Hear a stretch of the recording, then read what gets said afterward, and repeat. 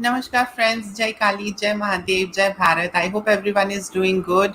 And remember, if you are fit and fine, you can take better care of your loved ones. So please stay fit. Now, you all must be aware who our guest is tonight. Our guest is a little controversial, I would say, but she is very fun and she can bring in a lot of fresh perspectives and she can bring in a lot of new ideas when it comes to our peaceful religion, Islam. She is none other than Arshia Malik. She's a teacher by profession. She has been teaching for decades youths and she has been educating quite a lot of people. To sum it up, she is Arshia Malik, but she says she's a heretic Muslim. And I'm very curious to know. And without any delay, let me welcome Arshia ji. Arshia ji, namaskar. Namaskar, Kali. Yes, Aisha ji, I'm so glad that you have given us this opportunity to bring you on this channel.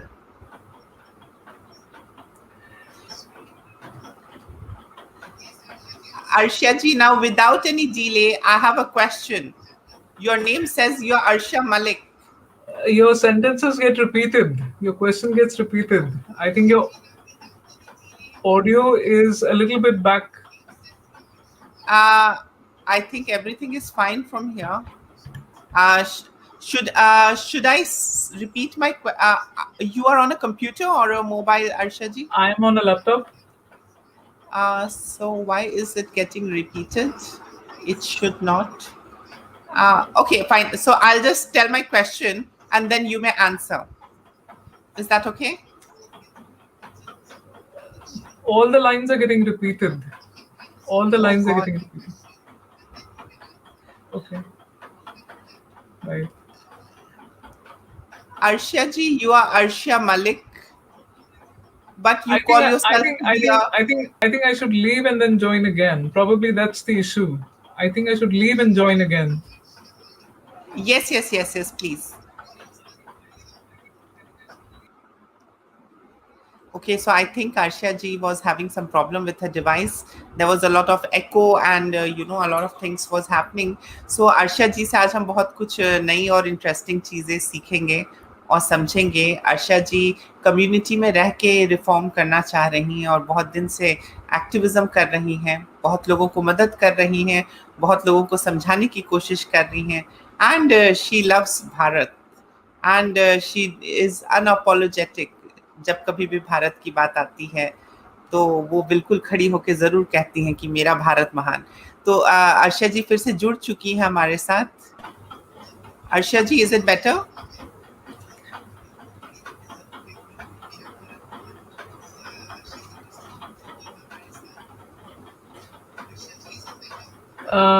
I can still hear the repetition, but let's manage it. Let's manage it like that. Or do you want to connect through your mobile? No, it's okay. Just continue with the question. Yes, my first question, Arshia ji, is you are Arshia Malik, you are a Muslim, but you address yourself to be as a heretic. You address yourself as a heretic. Those two things don't match. Can you please tell us?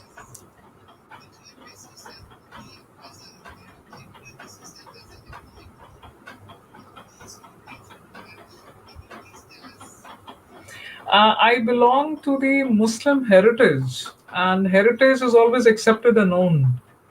Uh, I even call myself a cultural Muslim because when you grow up in a Muslim society, you the cuisine, the music, the art, you imbibe all of that, right? And I can't give up the culture I grew up in because that culture also gave me a Sufistic viewpoint of the world, to be in the world but not of it. And at the same time, it also showed me that certain social issues in society were not just through Islam only. There are other problems due to patriarchy, due to misogyny, which is not always religious. So, and then when, as a seeker, I started researching the heretic traditions of my Muslim heritage, I found out all these people who had given so much for Islam to make it in inclusive religion. For example, Mansur al-Hallaj attained some kind of trance and just announced Anna al-Haq, I am the truth, or I am God. And people misunderstood it, and he was executed. So if I give him, I can't give him up. I have owned him. I've owned his viewpoint. In modern times, there was Muhammad Taha. He was executed, a Sudanese thinker. He was the first one to say that there are certain violent verses in the Quran. Why don't we separate the Medinian verses and the Meccan verses? And if I give up Islam, or if I say that I am not a Muslim, I I'll be disowning the great person. I'll be disowning all the thinkers. I'll be disowning all the heretics. I'll be disowning agnostics. I'll be disowning reformers. And this is a question I always get, that if there are so many problems in Islam, you keep criticizing it, why don't you give it up? So Islam is a civilization, and I cannot give up the civilization. There are problems in the religion. We are trying to change that and reform it. There are problems in regressive practices of Islam. But as a culture, I'm very proud of it. I mean, we have exquisite architecture and music and cuisine and even song and dance and poetry and art. I can't give up all that. Okay. Now my next question, Arshiji, is I could not bear and understand certain things, so I just ran out of it. I just claimed to be an apostate. And yes, there were a lot of beheading sanctions and a lot of crap that happens after that. It happened, and I took it, and I mean, till now I'm alive, I'm happy, and I'm very peaceful. Back then, when I came out, I was not sure whether at all it is possible to be in it and reform, because to me it looked like a very big challenge, and it was very challenging. I mean, like, in the family, in the society. So you being you calling yourself heretic and still living as a Muslim, and following Islam, what scope do you see? I mean, do you see a possibility of the change that you are adhering to, or you are maybe? I mean, I'm sorry to say, or are you scared to come out?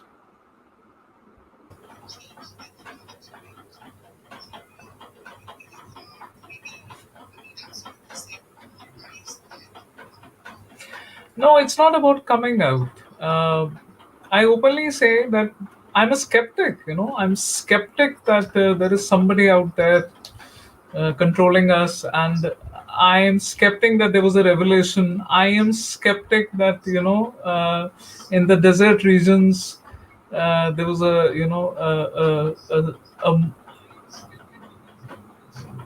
divinity or the prophethood and all. I'm skeptic about all of these things, because once you're educated and you develop a scientific temperament, you will be skeptic about everything. Uh, it's not about being scared. I am very realistic. I know that the human mind is inclined to believe in something. As Mr. Richard Dawkins says, the God delusion, we are inclined to believe in a higher power. Realistically, religion is not going to go anywhere. Realistically, religion does command and control our lives. And I am a teacher. It's not just youngsters or teenagers that I am involved with. I'm involved with young adults and early 30s youth who feel that if they give up religion, they'll be lost. And I was married to a depressive person with a schizoid personality. There are many, many of such people in. I grew up in Kashmiri society. They need that religious hold to make sense of the world around them. What are you trying to achieve? I mean, for example, I've seen atheists come up I call them militant atheists. They come up and they say "Ye bakwas," and they can easily give a debate and an argument that there is no God and this is not done, and fine. But what I want to achieve is peace, peace of the mind. And if they get it through religion, I have no issue. But you will have to acknowledge that there are problems due to the religion. You have to acknowledge the fact, in your parlance, believers' parlance, that it's been hijacked. You will have to acknowledge the fact that certain mullah class has made it their personal jagir, and it's a business for them, right? I don't have any right to take somebody's right of faith, but vice versa, they don't have any right to impose their faith on me. So if I'm ready to give you the right to believe in, you have to give me the right to not believe in. My achieving working with youngsters, working with people, is to achieve their peace of mind in any way. If they've taken sanctuary in religion, no issues. But number one, they are not going to apologize for any sort of extremism. There's going to be no apology for it. You have to acknowledge it. There is going to be no bigotry. Monotheism in itself is bigotry. You're telling others they can't be other gods. But you have the right to think of it. You have the right to believe in it. But you have to also acknowledge that there are various cultures and various gods, and people believe in all sorts of things. To you, your religion, to me, mine. Lakum Yes. dinakum waliya deen. Yes. True. Now, Arshiji, you said that Islam has a lot of good things like music, art, architecture. But Among the five pillars of Islam, charity is Yes. the first thing. Charity is the Yes. first thing I wish people would believe in. Yes, Arshiji, my question is what I want. The point that I want to reach is you said that there is a lot of things that keeps you intact with Islam. Example, music, arts, architecture, and you like a lot of these things that is there in Islam. Now, from my personal experience, Arshiji, I love painting. I love drawing, and I used to sing and dance as well. But every time I used to do these things, I used to be badly beaten up by my parents. And they used to say that this is haram. So, I mean, what are you referring as when it comes to music, architecture, and arts? Because one version that I saw growing up in my childhood, that was all haram. We were not, we were even forbidden to draw a human face or a caricature. And my father used to say, you cannot do that because you cannot blow in life into it. So, could you please tell me? How is it different?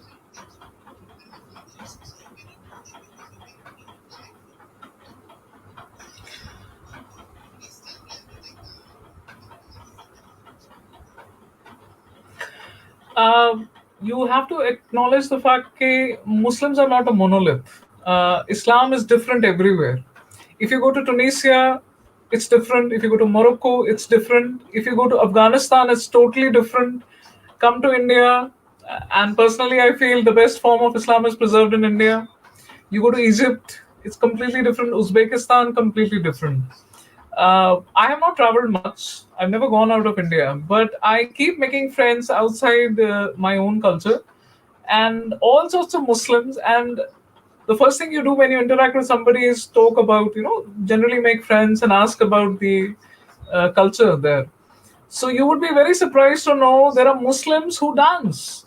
There is a culture, Muslim culture, majority country, which has grown up on dance. Egyptians have belly dancing. You could have a belly dancer who is absolutely in tune with Allah, but she belly dances.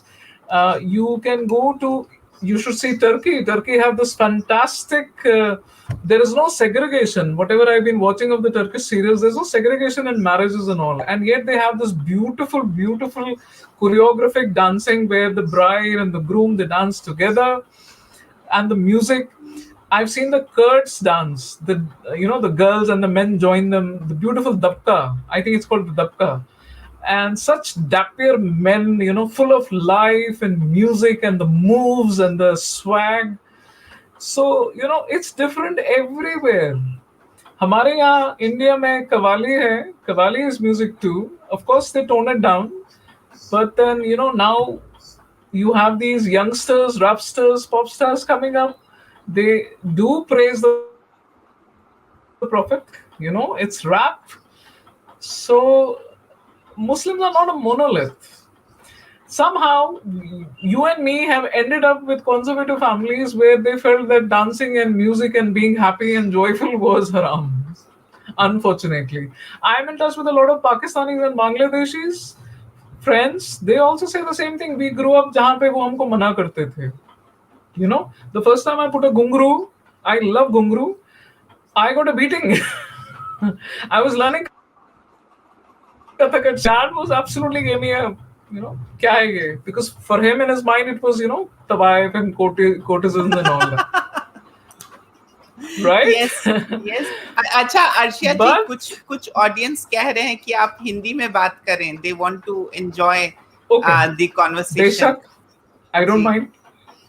जी, तो अर्शिया जी, अब मैं आपसे एक और चीज पूछना चाहती हूँ. आपकी हमारी बात हुई थी, तो आपने कहा था कि आप रिफॉर्म की तरफ काम करना चाहती हैं. कुछ चीजों में आपको खामियां दिखती हैं, आप रिफॉर्म करना चाहती हैं. ये जो आप अल्फाज यूज करती हैं रिफॉर्म, इस रिफॉर्म पे ही पैर हाथ से जुदा और तन सर से जुदा किया जा सकता. मतलब रिफॉर्म की तो कोई गुंजाइश ही नहीं है जहां तक मुझे पता है. शायद मैं गलत हूँ, बट जहां तक मुझे पता है, क्योंकि मैं भी पहले सोचती थी, बट मुझे बहुत क्रिटिसाइज करके, अब्यूज करके चुप करा दिया जाता था कि ये आसमान से नाजिल हुई है और इसमें कोई रिफॉर्म नहीं किया जा सकता. और अभी आपने एक रीसेंट केस भी देखा है जो कि हुआ है, रिजवी साहब ने जो किया है, PIL दाखिल की है 26 आयतों को लेके, तो उसमें भी बहुत हंगामा मच गया है. तो सिर्फ एक आयतों के ऊपर बात का तस्करे से जब इतना हंगामा मच सकता है, तो आप उस कम्युनिटी में रह के रिफॉर्म आप किस हद तक कामयाब हो रही हैं, या आप किस हद तक जाना चाहती हैं रिफॉर्म को लेके, और क्या आपको क्रिटिसाइज किया जाता है?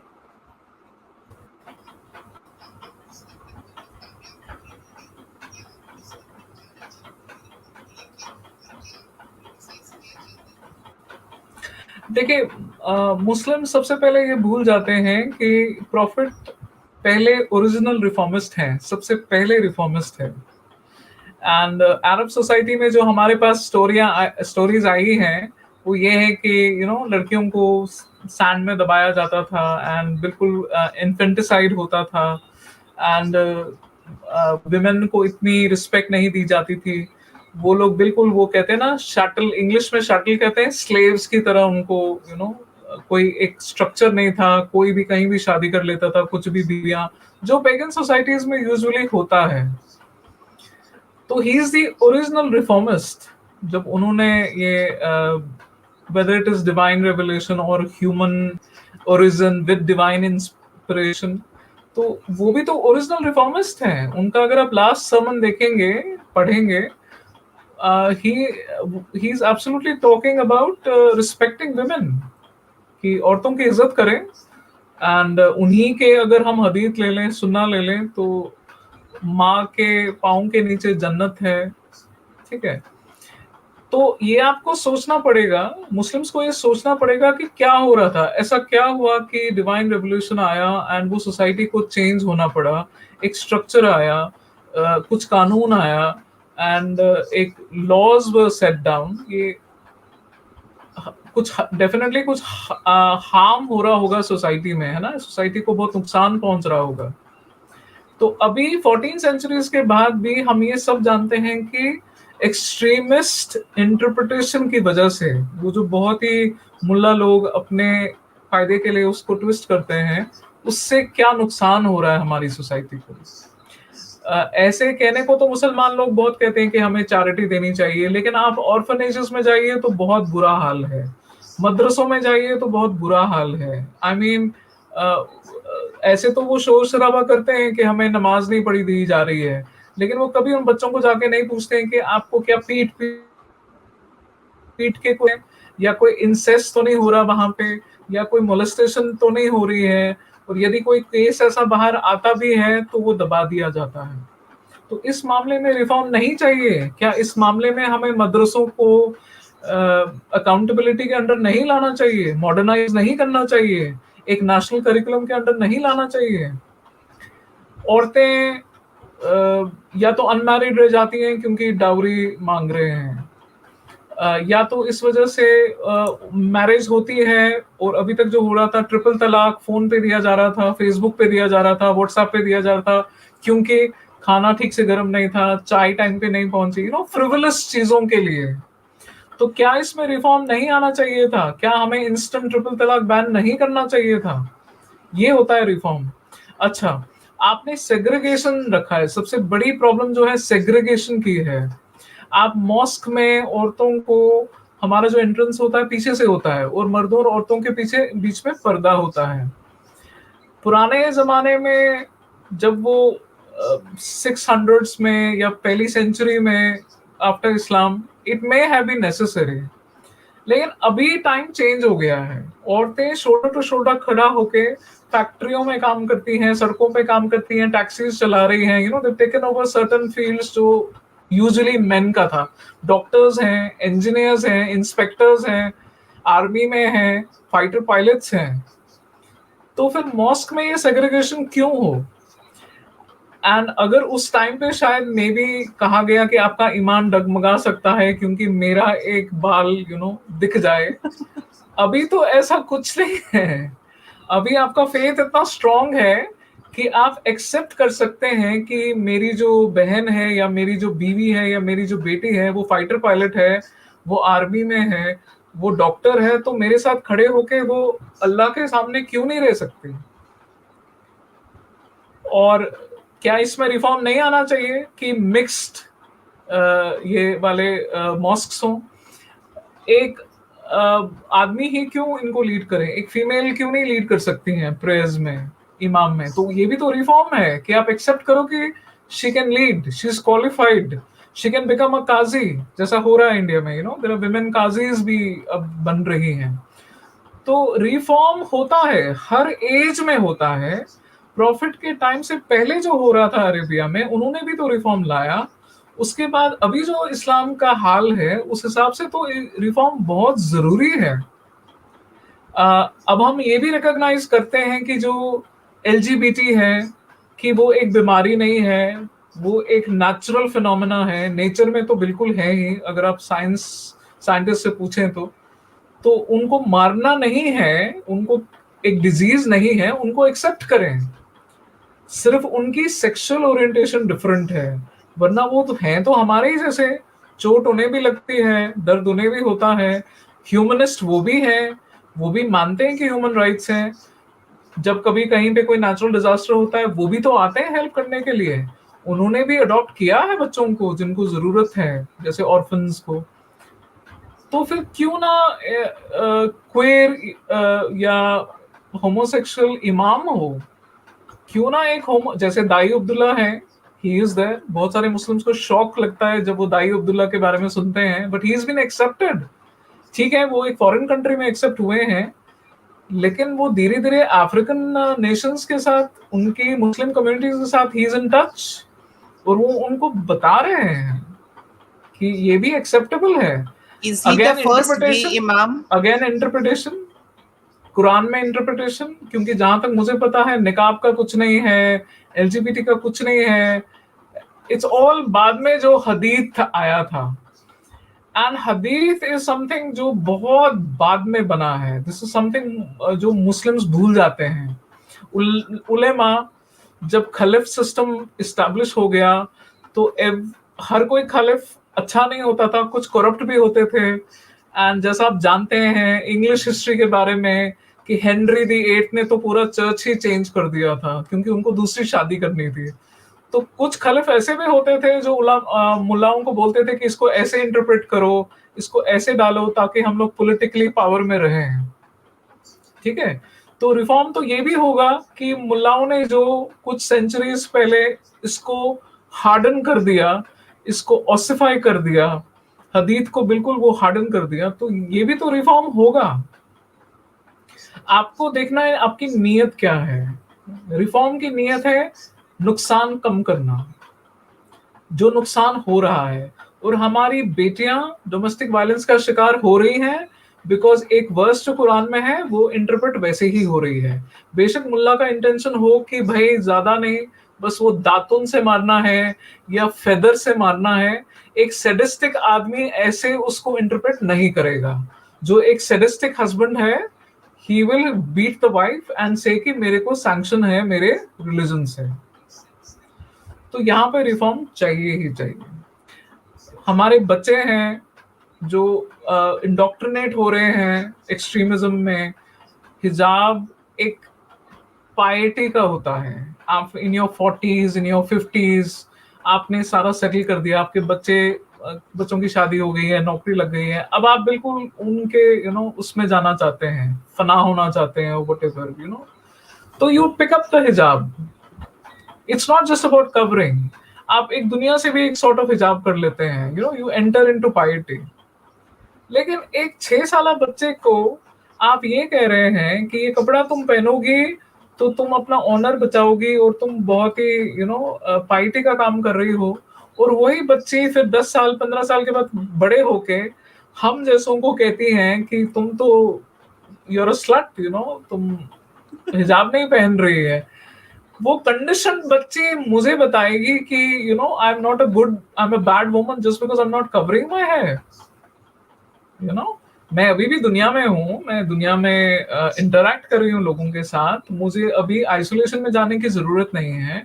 I may be in touch with Allah in my own way, and हर किसी का अपना अपना तरीका होता है। कुछ लोग शायद नमाज नहीं पढ़ते but they spend a lot of time with homeless people and वो ऑर्फनेजेस में जाते हैं, चैरिटी देते हैं। तो आप रिफॉर्म तो चाहिए ही चाहिए। हाँ, मुझे क्रिटिसिज्म बहुत आता है इस बारे में, काफी क्रिटिसिज्म होता है। सबसे पहला क्रिटिसिज्म उनसे होता है जो टोटली मतलब मानने को तैयार नहीं है, एंड वेरी सॉरी टू से वो ज्यादातर मेन ही होते हैं।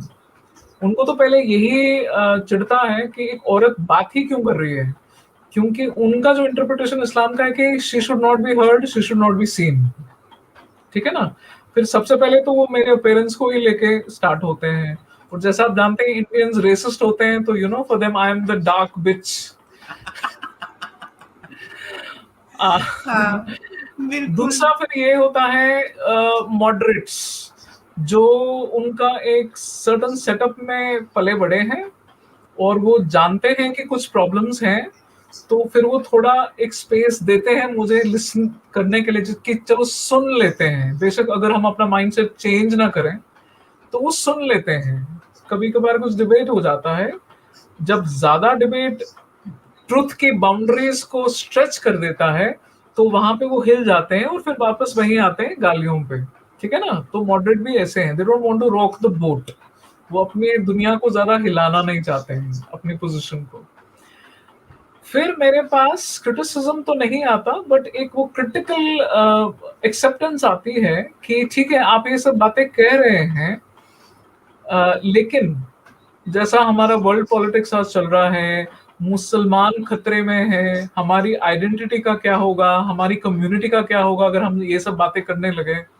तो उनको फिर समझाना पड़ता है कि बच्चे, जब तक आप ये ट्रुथ को फेस नहीं करेंगे कि कुछ चीजें हार्म कर रही हैं आपकी अपनी कम्युनिटी को, आप अपने अपोस्टेट्स को एक्सेप्ट नहीं कर रहे, आप अपने जो थिंकिंग विमेन है उनको एक्सेप्ट नहीं कर रहे हैं, तो आप कैसे एक्सपेक्ट कर सकते हैं कि दूसरी कम्युनिटी के आपको एक लिबरल या मॉडरेट या एक पीसफुल समझेंगे। Right.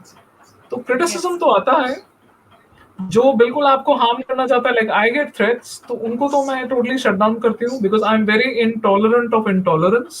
I am that, I block them because मुझे पता है कि वहां पे टाइम वेस्ट करने से कोई फायदा नहीं है।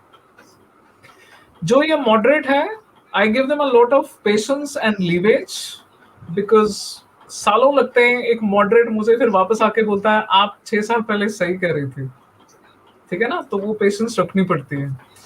क्रिटिकली जो एक्सेप्ट करते हैं, जो क्रिटिकली सुनना चाहते हैं, स्केप्टिक्स हैं, एग्नोस्टिक्स हैं, और स्टिल डिसीजन बना रहे हैं कि शुड बी कम आउट और शुड बी नॉट, रिफॉर्म की तरफ जाएं या नहीं जाएं, टोटली डिविनिटी तक की तरफ जाएं, सूफिस्टिक बने, क्या करें, उनको तो I keep talking to them, I never shut them down, I am very patient that way. लेकिन उनका एक ही कंडीशन होता है, पब्लिकली नहीं होता है, इट्स ऑलवेज इनबॉक्स में आता है, कभी कभी दे कम एंड मीट, कभी कभी ईमेल होता है, तो ऐसे पब्लिकली नहीं होता है उनका। They are the ones who are scared, so we talk, and I have groups and I am in groups and they add me, and I get thousands and thousands of emails, I get messages, I constantly, somebody finds the phone number and talks ki I'm feeling, I'm feeling this duality, मेरे को दो दो तरह की जिंदगी जी रहा हूँ मैं, मुझे अपने पेरेंट्स को दिखाना पड़ता है कि मैं नमाज पढ़ रहा हूँ, रोजा रख रहा हूँ, लेकिन अंदर मुझे बहुत स्केप्टिसिज्म है, तो मैं क्या करूं, and this can make you insane actually. तो मेरा तो है, I am not train to be a counsellor, लेकिन आई कैन ओनली काउंसल कि कहीं वो सुसाइड ना कमिट कर ले, मेरा तो बचाने का है, I have to save those youngsters, those minds, those young souls. Very true. अब मैं आपसे नेक्स्ट सवाल पूछना चाहती हूँ अर्शिया जी, कि आपने बताया कि आपको भी चैलेंजेस फेस करने पड़ते हैं, गाली गलौज, बुरी बुरी बातें, ये तो मेरे साथ भी चलता था, बट मेरा गोल कुछ और था, मैं तो निकल चुकी थी। आप इसमें रह के ही रिफॉर्म करना चाहती हैं, और कितनी जगह पे लिखा हुआ भी है आयतों में और हदीसों में कि जो अल्लाह रसूल पाक ने हुजूर सल्लल्लाहु अलैहि वसल्लम के मार्फत से जितनी भी बातों को मतलब इजहार किया और बताया, उसमें कोई भी चेंज की गुंजाइश नहीं है, वो फाइनल वर्ड है, वही आखिरी आसमानी किताब है। तो आप जो कहती हैं कि आप चेंज लाना चाहती हैं, ये किस तरीके का चेंज आप लाना चाहती हैं? बिकॉज किताबों में तो लिखा है कि ईदर दिस वे और there is no other way, है ना, मेरा तरीका सही है, बाकी सब तरीका गलत है, जो अल्लाह को माने वो ठीक है, जो अल्लाह को ना माने वो काफिर है। तो आप किस लेवल पे आप चेंज लाने की बात कर रही हैं, एज अ हेरेटिक या एज अ लिबरल या एज अ मॉडरेट, आप किस लेवल पे चेंज लाना चाहती हैं, थोड़ा आप मेरे दर्शकों को बताएं।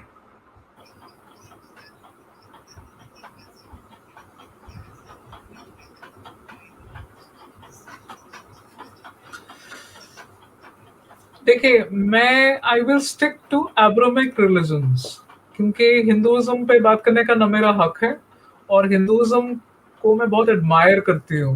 मैं नहीं कहती कि उसमें प्रॉब्लम्स नहीं है, लेकिन मेरा अभी फिलहाल मोनोथीज्म पे ही फोकस है। दो चीजें हैं,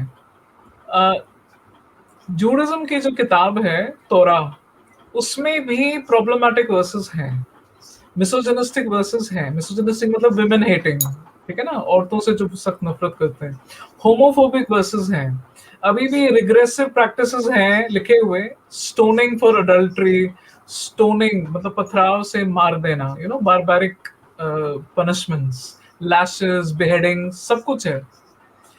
लेकिन सेंचुरी पे सेंचुरी वो जो एवोल्यूशन हुई है, हम आज देख सकते हैं कि जैसे मुस्लिम में होता है juice control the world, in a sense most of the Nobel prizes juice ने विन किए हैं। Jews are very successful people. Jews have learned to stand up. उनका तो होलोकास्ट भी हुआ था, एंड उसके बावजूद उन्होंने अपनी सिविलाइजेशन, अपनी हेरिटेज बचाई। आज भी इजराइल में आप देखो, the only Jewish country, Jewish atheist भी हैं, और वो लोग अपनी गवर्नमेंट को भी क्रिटिसाइज करते हैं कि उनका ट्रीटमेंट पैलेस्टीनियंस की तरफ कैसा है, ठीक है ना। तो जूडिज्म हैज इवॉल्व्ड, उन्होंने अपने हेरिटिक्स, अपने एक्स जूस, अपने एथीस्ट जूस भी एक्सेप्ट कर लिए हैं, ठीक है। फिर हुआ क्रिश्चियनिटी का आप देख लो, डिस्पाइट उनका जितना भी डार्क पास्ट रहा हो, इंक्विजिशन था उनका, बहुत बहुत बारबारिक पास्ट था, आज आप देखो बाइबल पे क्रिटिक होता है, वो तैयार है सोचने के लिए कि जो भी उनके 4 गॉस्पल्स हैं उसके अलावा भी कुछ गॉस्पल्स हैं जिनको कृपा कहते हैं, एपोक्रिफल गॉस्पल्स। और वो ये भी तैयार है रिसर्च करने के लिए कि जीसस एग्जिस्ट करते थे या नहीं करते थे, एंड उनको कोई मारता नहीं है।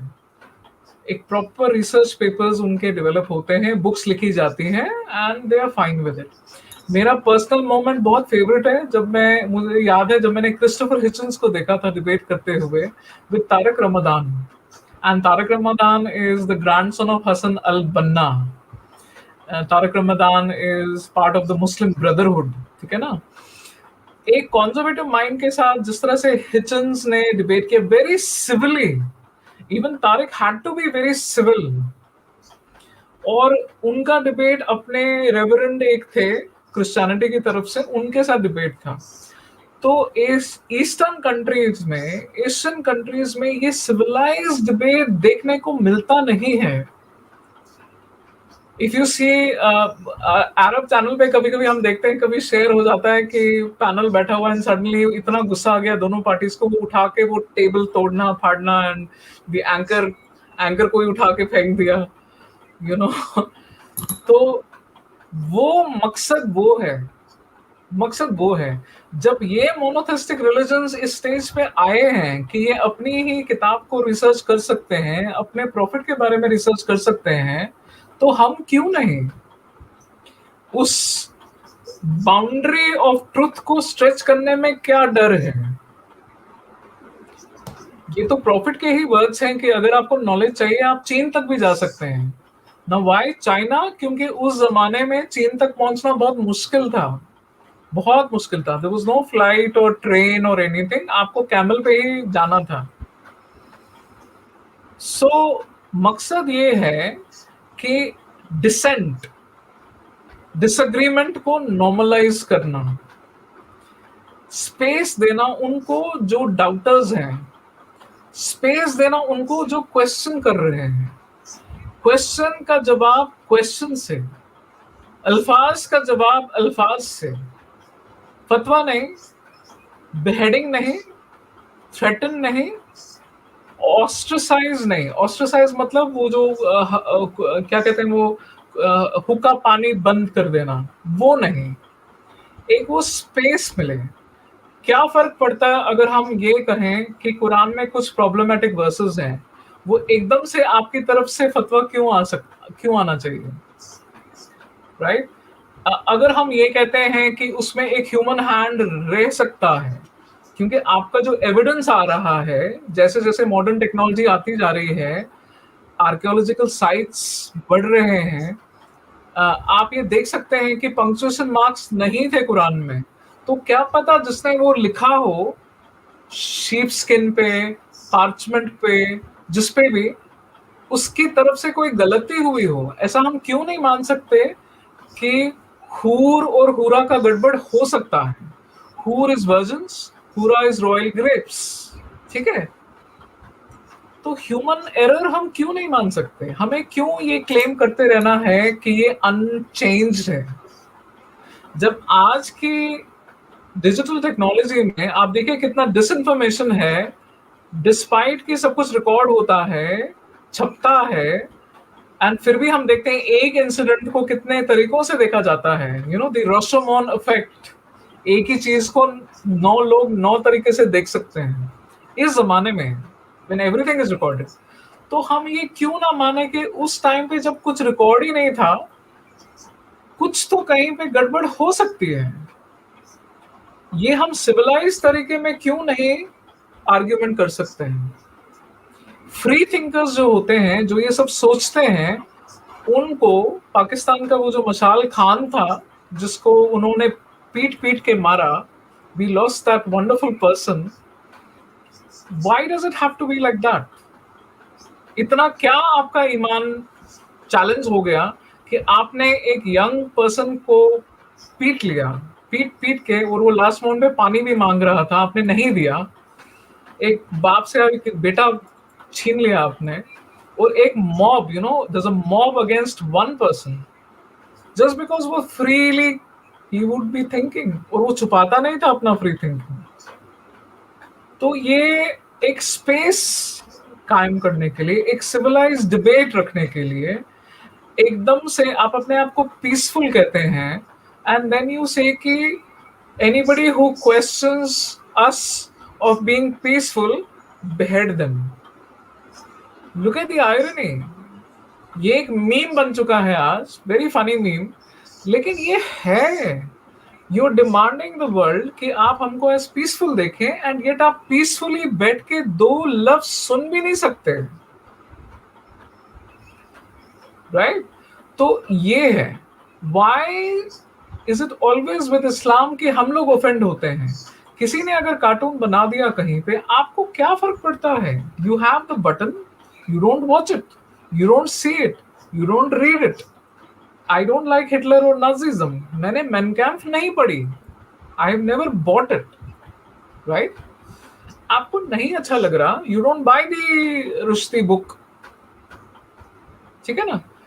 लेकिन क्या फर्क पड़ता है कि आप एक स्टेज पे आए, या पब्लिक में, या स्ट्रीट पे, या यूनिवर्सिटी में, या कॉलेज में, या अपने लिविंग रूम में, आप करने दें, आप ये डिबेट करने दें, ये डिस्कशन करने दें, क्योंकि ह्यूमन माइंड का कोई भी बाउंड्री नहीं है। अभी तक तो हमने अपने ह्यूमन माइंड को समझा भी नहीं है, दिमाग क्या क्या सोच सकता है, what it all can come up with, and आपने last 100-200 years की inventions and discoveries देखी हैं। The human mind is a brilliant thing.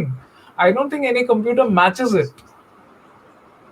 तो क्यों ना, और आप बोलते हैं कि उसी अल्लाह ताला ने इस माइंड को बनाया है, तो यदि ये माइंड सोच रहा है, आप क्यों नहीं उसको अलाउ कर रहे हैं? क्यों आपका एकदम ये शट डाउन करने का होता है? आपने एक वर्ड भी उसके लिए बना दिया, इस्लामोफोबिया, विदाउट अंडरस्टैंडिंग कि फोबिया का मतलब है डर। और ये जो इस्लाम में हमेशा ये चीज होती है ना कि मार दिया जाएगा, काट दिया जाएगा, बिहेड कर दिया जाएगा, इससे फोबिया क्यों ना हो?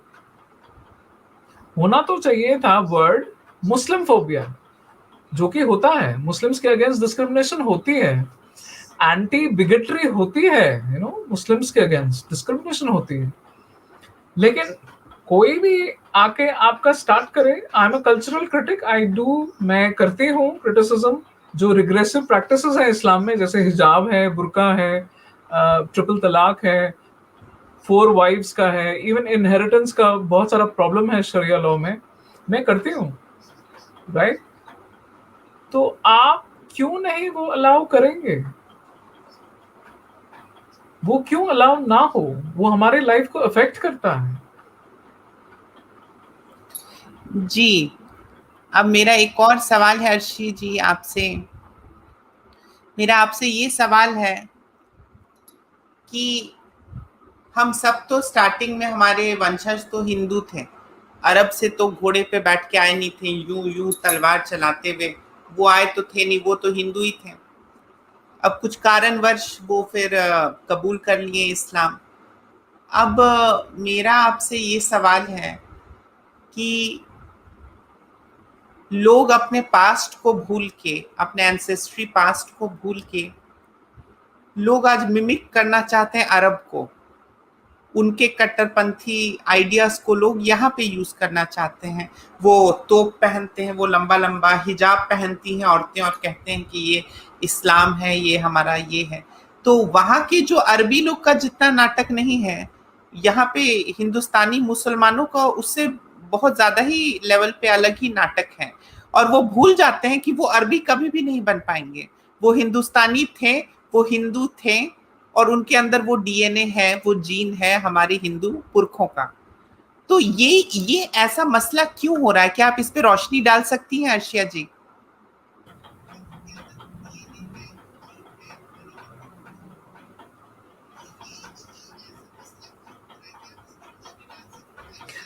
देखिए, मैं कश्मीर से हूँ, और मैंने ये अपनी आंखों के सामने होते हुए देखा है कि जो एक होमोजेनस कल्चर था, क्योंकि JNK को हमारा सबसे बेस्ट स्टेट माना जाता था, क्योंकि वहाँ पे पंडित और मुस्लिम इकट्ठे रहते थे, इवन अगर वो मुस्लिम मेजॉरिटी स्टेट था। अब तो यूनियन टेरिटरी है।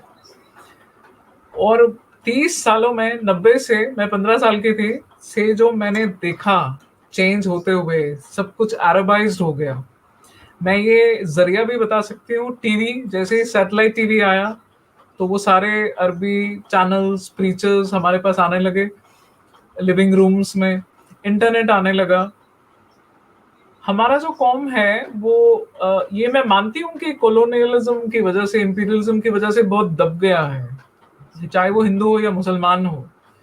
लेकिन ये जो फैसिनेशन हमारी होती है बाहर की तरफ, ये सारा लोगों का दोष नहीं है। एक आइडियोलॉजी को अरबों ने जो ये स्प्रेड आउट कर दिया, एक्सपोर्ट कर दिया, और उनके पास वो पैसे थे करने के, चैरिटीज के जरिए से। मतलब एक एनजीओ है जो अपने आप को जमात कहती है, वो ऑर्फनेजेस को हेल्प तो करती है, वो उन अनाथ बच्चों को लेती तो है, लेकिन एट द सेम टाइम वो उनमें वो आइडियोलॉजी भी डाल देती है, एक तरह से अपने वो सिपा सालार तैयार करती है। ठीक है, तो वही बच्चे फिर बड़े होके अपने आप को अरब मानते हैं, क्योंकि उनमें वो रेडिकलाइजेशन वो भर दिया गया है। ये सारे प्रीचर्स भी जो आए, ये हमारे अपने इंडिजिनस नहीं थे, क्योंकि हमारे जो प्रीचर्स हैं कुछ कुछ देवबंद से भी हैं, बरेलवी हैं, तरह तरह के हैं। उनमें ये बड़ा क्लियर है कि ये हिंदुस्तान है, ये हिंद है, ये हमारा है, हमारे पूर्वज ब्राह्मण रह चुके होंगे, फिर हमारे पूर्वजों ने किसी भी वजह से कन्वर्ट किया हो, लेकिन ये हमारा मुल्क है। तो कुछ इमाम और कुछ मुल्ला और कुछ प्रीचर्स ऐसे हैं। लेकिन जब ये एक्सपोर्टेड वाले प्रीचर्स आने लगे और फिर वो मिक्स हो गए इन देवबंदियों में, तबलीगियों में और इन बरेलवियों में, और उनको देखा है मैंने फिर कश्मीर में अलग अलग मॉस्क बनाते हुए। हमारे पुराने मॉस्क्स तो थे ही, उनमें नए मॉस्क, नया पैसा आने लगा, बहुत लोग गरीबी का शिकार हुए थे कॉन्फ्लिक्ट में, लेकिन मॉस्क बहुत आलीशान बनाते थे, और उसमें डेफिनेटली कोई सलाफी या वहाबी टाइप का इमाम होता था। तो ये मैंने होते हुए देखा है कि अरबाइज, जिसको मैं कहती हूँ ना, कश्मीरी अरबाइज हो गए थे, मीडिया जैसे आने लगा, इंटरनेट आने लगा, टेक्नोलॉजी। लेकिन ये दो, it's a double edge sword.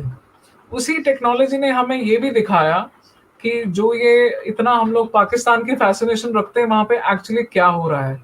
हुदूद laws का किसी को पता ही नहीं था कि कितना डिस्क्रिमिनेटरी है वो औरतों की वजह से, और कितना पाकिस्तानी सोसाइटी लड़ी है, सेक्युलर पाकिस्तानी लड़े हैं उन हुदूद लॉज को, अभी भी लड़ रहे हैं हटाने के लिए। Asma Jahangir is one of my, favorite ladies, very admirable. She and me would not have agreed on Kashmir, definitely. May she live in peace, may she rest in peace. लेकिन वो जो लड़ी है औरतों के हक के लिए वहां पे, very admirable. To clash with the Pakistan army, to clash with the extremists वहां पे अपने हस्बैंड के साथ, you know, वो आपको एक्नॉलेज करना पड़ेगा कि आइडियोलॉजी इंपोर्ट हुई थी, अभी भी हो रही है। और आइडियोलॉजी अगर यंग एज में, जब आप ऑर्फन हैं या जब आप डिसफंक्शनल फैमिली से हैं, जब आप फ्रस्ट्रेटेड हैं लाइफ से, जब आपके पास कोई रोल मॉडल नहीं है, जब आपकी सोसाइटी ने आपको एक जस्ट पैदा कर दिया और छोड़ दिया, और वो बॉन्ड नहीं है, वो चेक नहीं है, तो आप फिर ऐसे ही आइडियोलॉजी की तरफ खींचे जाएंगे। सोचे आइडियोलॉजी क्या कह रही है, एक वो आपको ग्रुप दे रही है जिसमें बिलोंगिंग आ रही है आपको, फिर आप सब चीजें इकट्ठे करते हो, आप इकट्ठे एक ही आदमी का सुनते हो सरमन में, आप you are taken care of, और एट द सेम टाइम आपको एक मकसद दिया जा रहा है जिंदगी का। वो मकसद बेशक अपने आप को उड़ाने का हो, लेकिन एक मकसद तो है, राइट? तो उनकी तरफ से भी आपको सोचना पड़ेगा कि वो क्यों खींचे चले जाते हैं। ऐसे बहुत से हैं जो फिर रैशनलाइज हो जाते हैं अचानक से, ऐसे आईसिस में भी कई रहे हैं जो suddenly they come to their senses, तो उनको फिर पीछे जाने का रास्ता भी नहीं होता है, क्योंकि वो ऑलरेडी ऐसे क्राइम्स कर चुके हैं कि वो रिहैबिलिटेट भी नहीं हो सकते हैं। ठीक है ना? तो ये जो आप मुझसे पूछ रहे थे कि ये अरबाइजेशन क्यों, ये तो एक पूरा जियोपॉलिटिकल प्लान था एंड वेस्ट इसमें बेशक शामिल था, वेस्ट का ही मोस्टली किया कराया हुआ है, जिसको हम लोग जानते हैं in Kashmir as the great game, जो रशिया और यूके के बीच में थी एंड उसमें कश्मीर फंस गया। और फिर जो मुस्लिम लीग ने गेम खेली और हमको हिंदुस्तानियों को बेवकूफ बना दिया, वोट कर दिया पाकिस्तान के लिए, पाकिस्तान का एक कॉन्स्ट्रक्ट बना दिया और फिर गए भी नहीं, फिर यहीं रहे और अब यहीं पे रह के वही फ्रिंज एलिमेंट अभी भी छोटे छोटे पाकिस्तान करना चाहता है हिंदुस्तान के लिए। जी तो आइडियोलॉजी, सब आइडियोलॉजी की बात है, वो चाहे मार्क्सिस्ट आइडियोलॉजी हो, वो चाहे Islamist, not Islam, Islamist ideology हो, वो चाहे हिंदू नहीं हिंदुत्व आइडियोलॉजी हो, इट्स ऑल अबाउट आइडियोलॉजी। तो आइडियोलॉजी से लड़ना पड़ेगा एंड अपने मुल्क का उनको एहसास दिलाना पड़ेगा कि ये आपका मुल्क है, आप इसको बांट नहीं सकते, टुकड़े टुकड़े कर नहीं सकते, क्योंकि self mutually assured self destruction नहीं करना है, सुसाइड कमिट नहीं करनी है, इसको अपनाना है। हमारे जड़े यही हैं, इसी मिट्टी के हैं, इसी मिट्टी में वापस जाना है।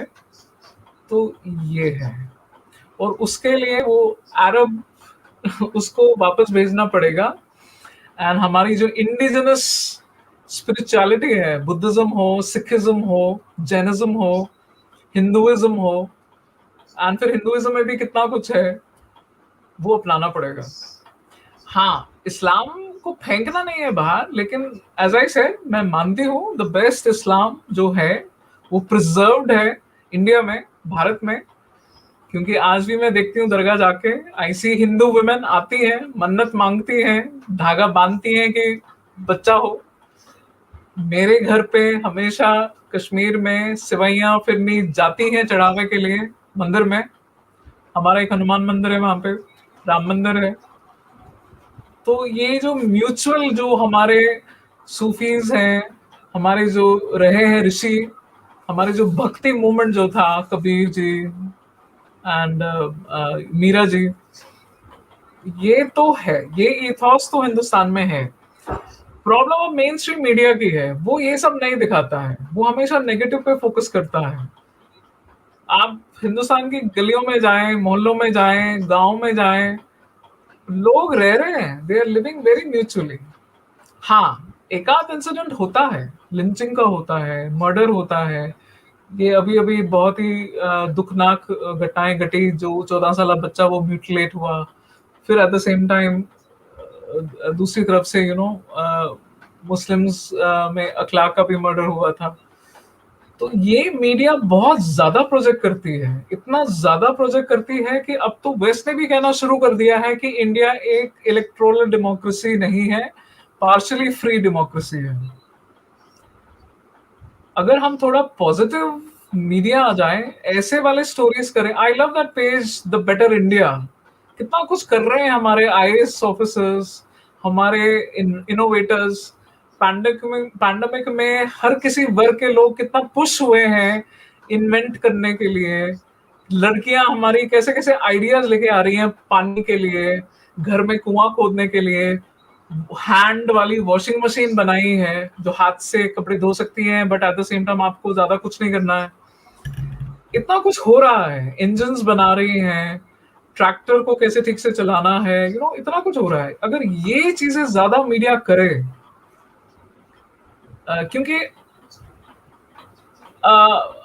मिडल ईस्ट में भी ये सब हो रहा है, वो जो हार्मनी में रहते हैं, यू कैन सी आजकल दुबई चेंज हो गया है, इट्स शोइंग कि वो मंदिर बना रहे हैं, they are showing good relations with Israel these days. तो ये पॉजिटिविटी, ये आपको पॉजिटिविटी आपकी सोसाइटी में फैलानी पड़ेगी, वरना म्यूचुअली सेल्फ अश्योर्ड डिस्ट्रक्शन तो है। सो coexistence and the media has to be very responsible. I am glad your channel is there. वो बहुत हद तक मुझे लगता है ये मैसेज देने में कामयाब होगा, बहुत हद तक। I am very happy to be here and to see you. Yes, अब मेरा नेक्स्ट सवाल है आपसे अर्शिया जी, कि ख़वातीनों को तो बददिमाग कहा जाता है, वो रीढ़ की एक टेढ़ी हड्डी से पैदा हुई हैं, ब्रेनलेस मोरॉन्स हैं, और उन वो दो मिलके एक किसी चीज़ की गवाही दे सकती हैं. So, in short, we can sum it up as women's to be idiots and stupids. And that is what I was also referred to as. And that is how every woman is referred. Now, my question to you is, don't you think first this notion has to be changed? That women are stupid and half brain and dim lit, and they need to be in the house, they need to just have sex, they need to produce kids, they need to make food, they need to be, treated however her Malik treats her. So, don't you think this should be changed first? What are your thoughts on this, Arshia ji?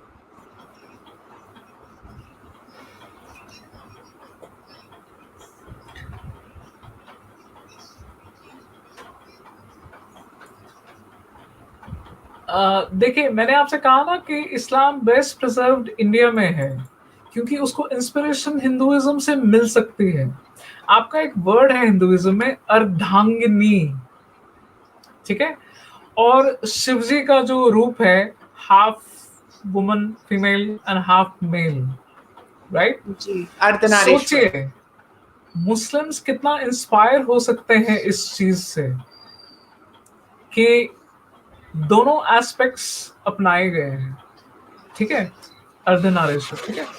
तो जैसे जैसे reform होता है इस्लाम में, Muslims में reform आता है, जैसे जैसे वो अपना माइंड खोल देते हैं, जैसे जैसे वो अपना ये स्पेस देते हैं डाउटर्स को, हेरेटिक्स को, डिसेंटर्स को, जितना वो जगह देंगे, सुनेंगे उनकी बात, तो वो भी औरतों को वैसे देखेंगे और ये समझेंगे कि उनको कंडीशन किया गया था, चाहे वो उनके टेक्स्ट ने किया, चाहे वो उनके सीरा ने किया, the sayings of the profit, the life of the profit, जिसने भी बाद में वो कंपाइल किया, चाहे वो हदीत ने किया, जो मुल्लाओं ने बाद में कंपाइल किया, वो ये समझेंगे कितना डीकंडीशन उनका माइंड था, क्योंकि it's all about conditioning.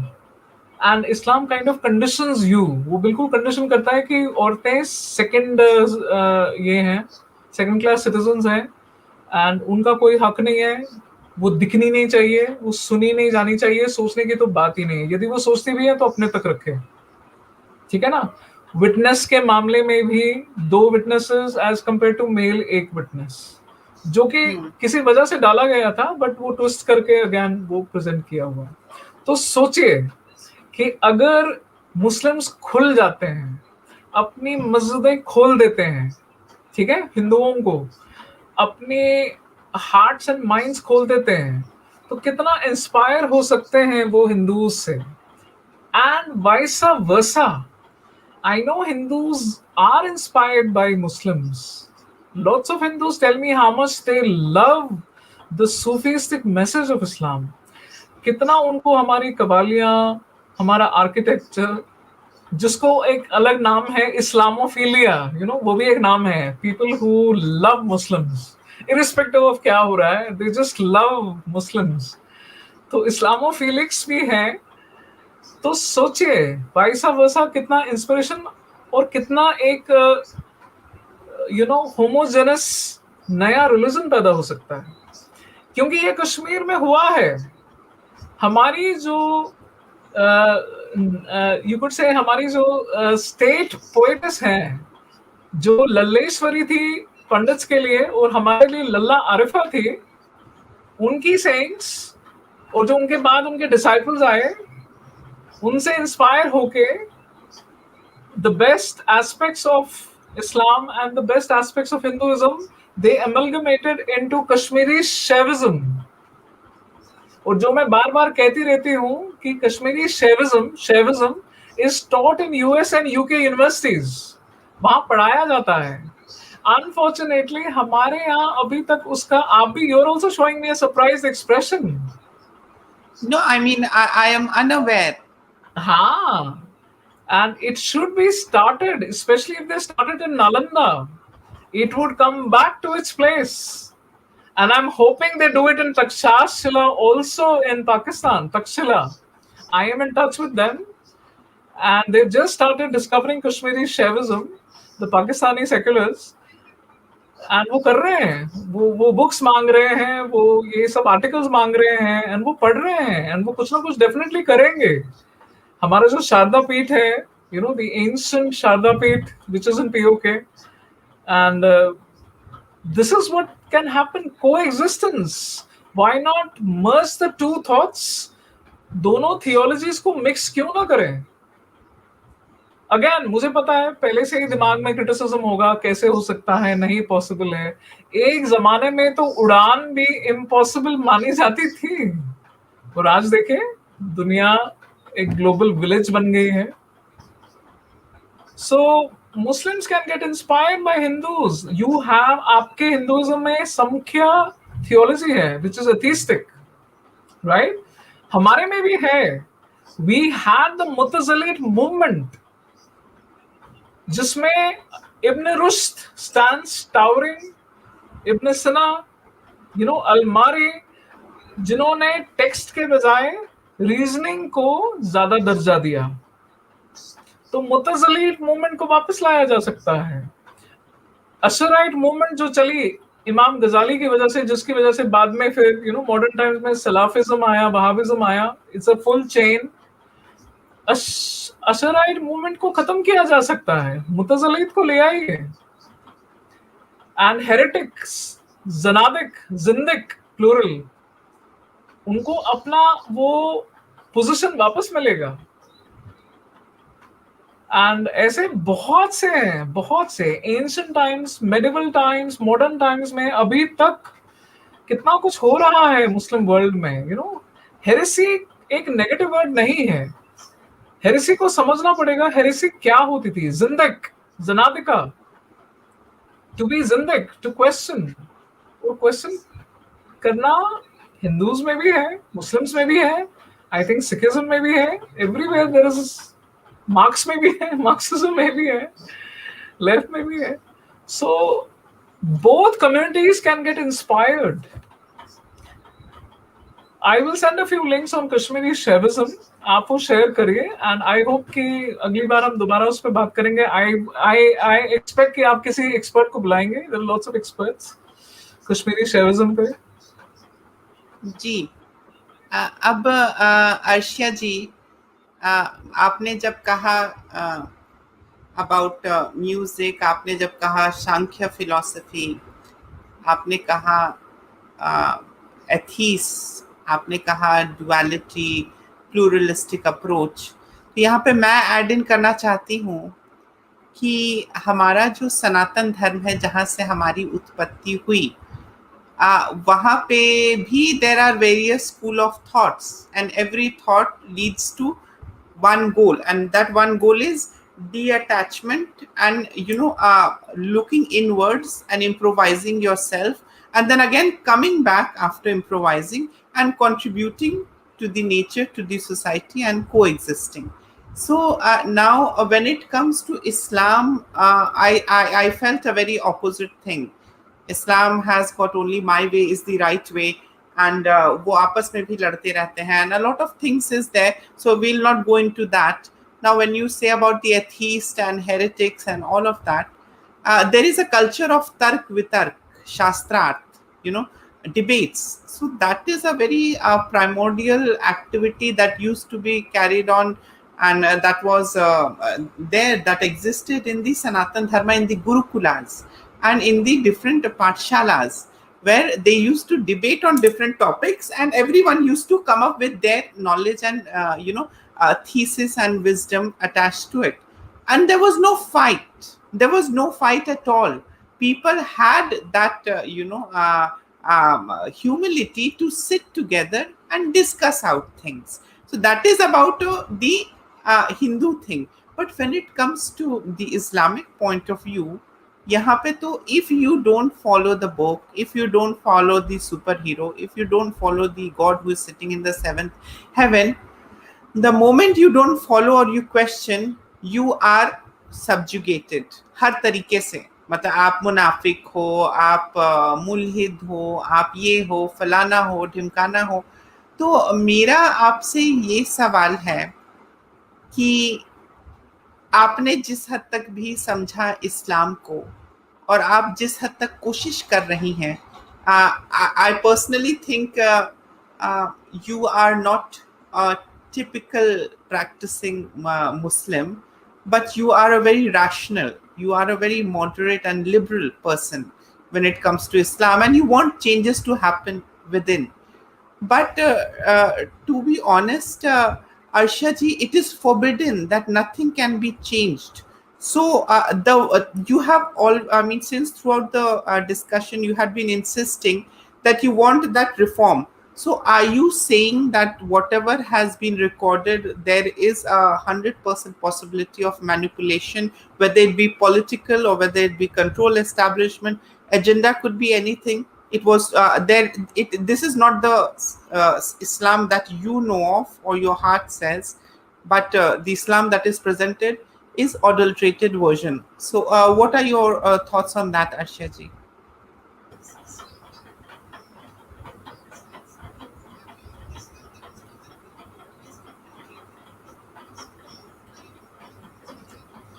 See, you have to understand the fact that despite the violent verses in the Quran, billions of Muslims are very peaceful despite the book.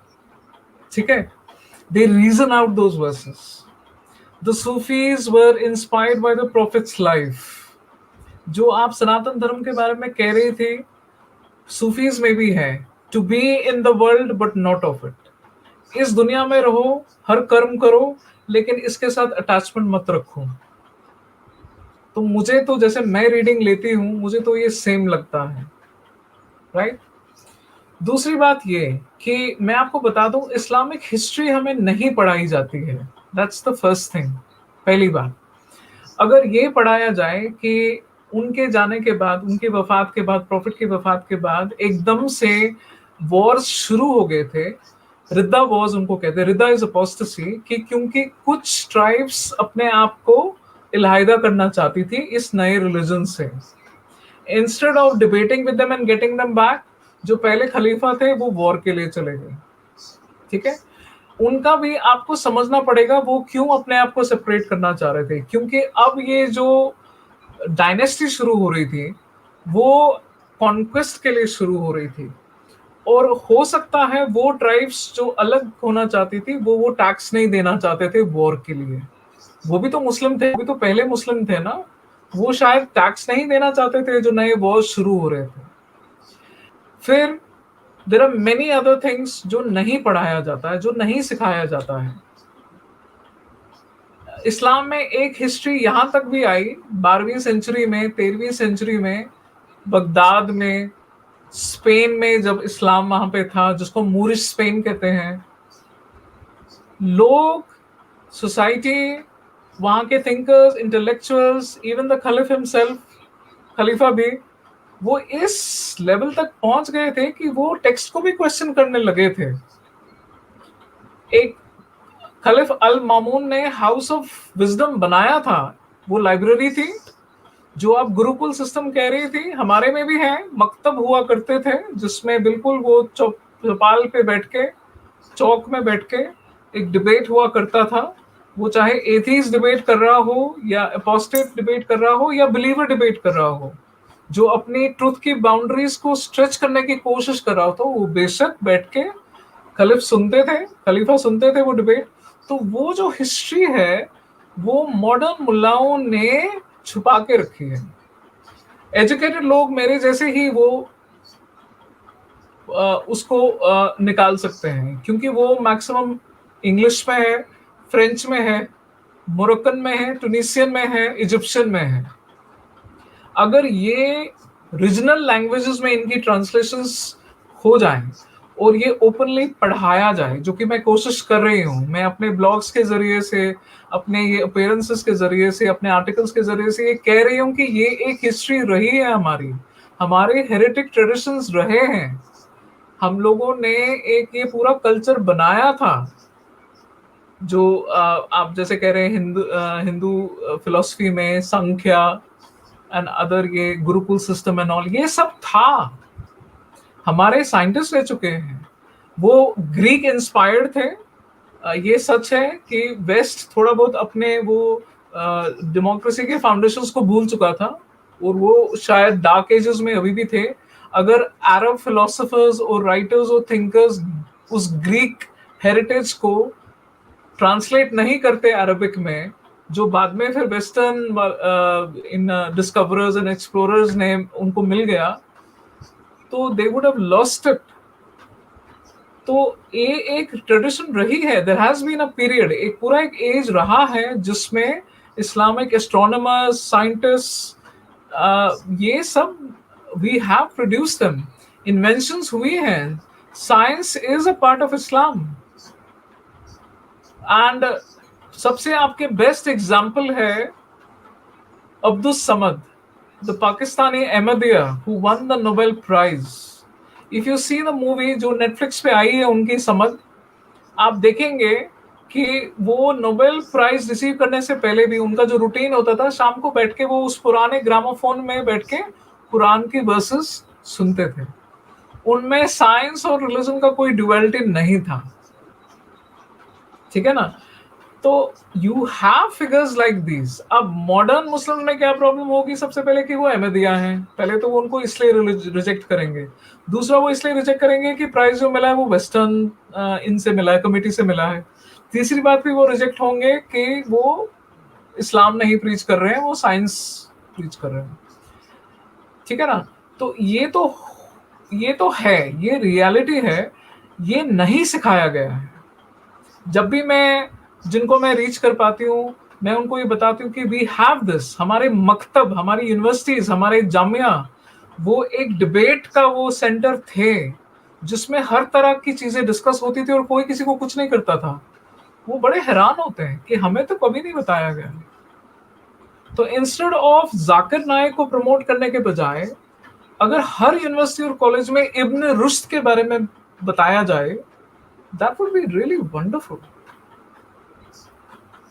पूरा वो Very true. चेंज हो जाएगा। Very true. Now I want to add in something over here, Arshia जी, कि आपने कहा कि इस्लाम और science का भी एक रिश्ता है, बट मैं जब से सनातन में आई हूँ, after reading a lot of Puranas Shastras and Vedas and Gita, Mahabharata, Ramayana, I want to tell you that science, I mean, the version of science, it would be very silly, but science existed even in the times of Mahabharata and Ramayana, even much more advanced. We had the knowledge and we had invented Sushutra, I mean, Sushutra Samahita, and then the art of surgery, then you say astronomy, astrology. These are all given to mankind through the ancient Hindu science. So, I mean, if people are, translating our knowledge and then plagiarizing it as theirs, I mean, I don't see any credit because I'm a rationalist. I have seen Islam also, and I have seen Sanatan also. I have heard stories about flying donkeys, and and now I see that there were vimanas during Ramayana and Mahabharata. They had the capability to fly, and that too on spaceships and flying palaces. So they might use metaphors to express, but flying palace resembles to a Boeing or maybe an aircraft or a UFO. So I mean, I'm not trying to validate something, but what I have come across that see 100-year-old religion and its scientific contribution, but there is Sanatan and the Hindu sciences also, which is tens and thousands of years old. 1400-year-old compared to 10,000-year-old. I mean, how do you see these two things? Or would you still want to stick to the Islamic contribution of science?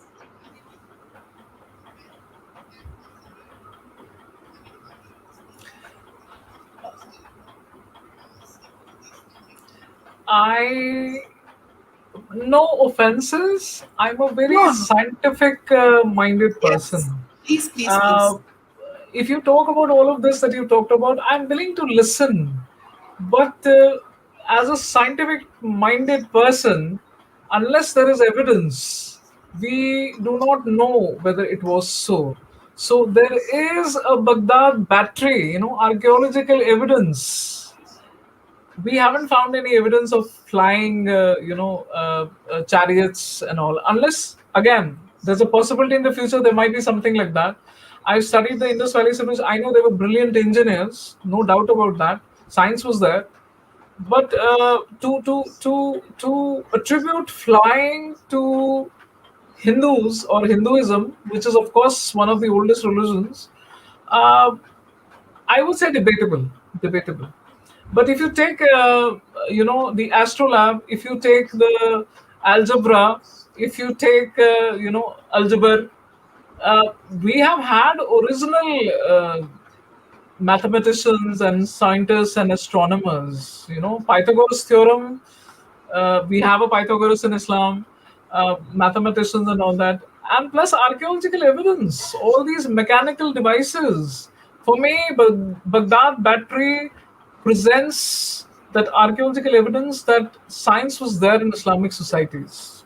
I would love for the anything from the ancient Vedic period to come up as an archaeological evidence, because I'm sure they must have left something behind if there was such a thing.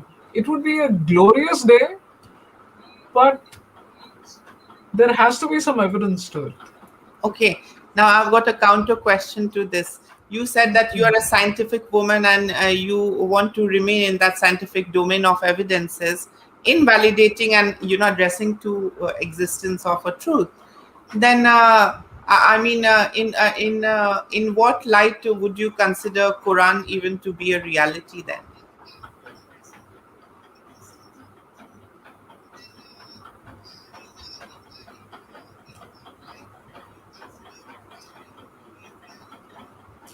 That's what I'm saying. The possibility that it could be of human hand has to be put into Muslims. Why not? I mean, if the Jews have accepted that it's a compilation, if the Christians have accepted that the Bible is a compilation, most of the things were added later. There is still research going on into the Bible. They've even gone so far as to investigate and research whether Jesus could have existed or not.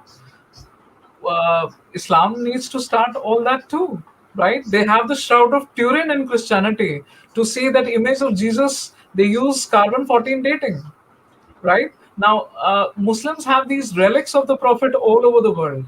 What something stops them? Obviously, we know what stops them from taking those, relics and testing them for DNA. Why not, right? The oldest Quran, I think the Sanna document is there, Sanna manuscript is there. There is a Birmingham manuscript as well. It has been sent for testing. The paper on the Birmingham manuscript has been dated to the Prophet's time, but the writing on it is not during the Prophet's time, because we all know that the Quran was not written down during the Prophet's life, right? So, yes, of course, why not? Archaeological evidences. Many Muslims don't know we used to have Jerusalem as the Qibla first in the first revelations. Later, it was changed to Medina. But after the Prophet's death, whatever mosques were created, they have two qiblas. There are many mosques with two qiblas.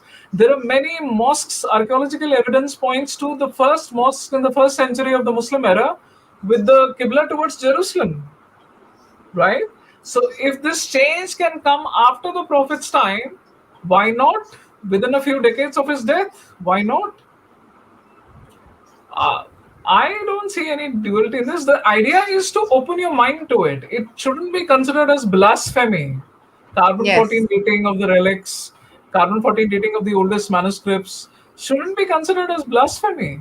Archaeological evidences, and even the Kaaba is, for me, it's an archaeological evidence. It is an evidence, and you could take some part from it, take some part from the meteorite, and people have been doing that. People have been doing that covertly. They've been doing that.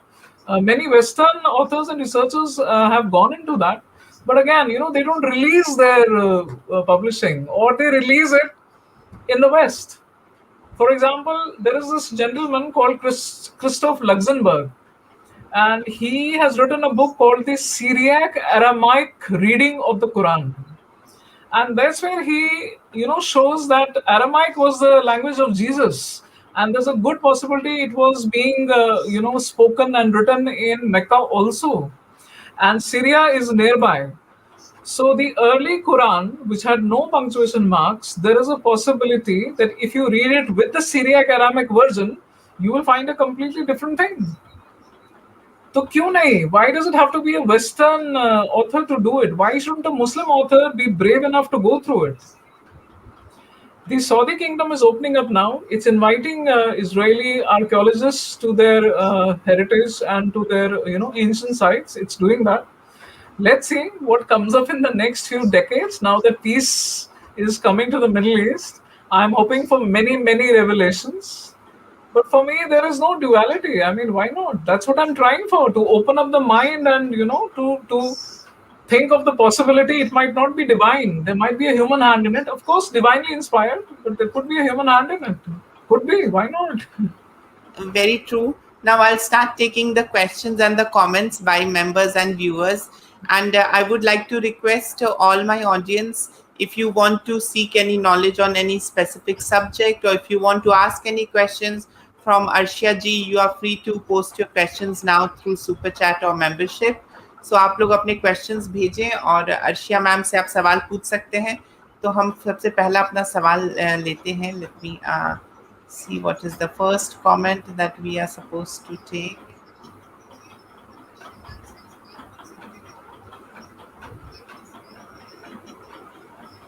Mr. Vineet Jaiswal is saying Arab translated Indus language, Indus knowledge. What are your thoughts? I have read about the Arabs translating Greek knowledge. I am not aware of the Indus knowledge being translated. Okay. Now let me go to the next comment.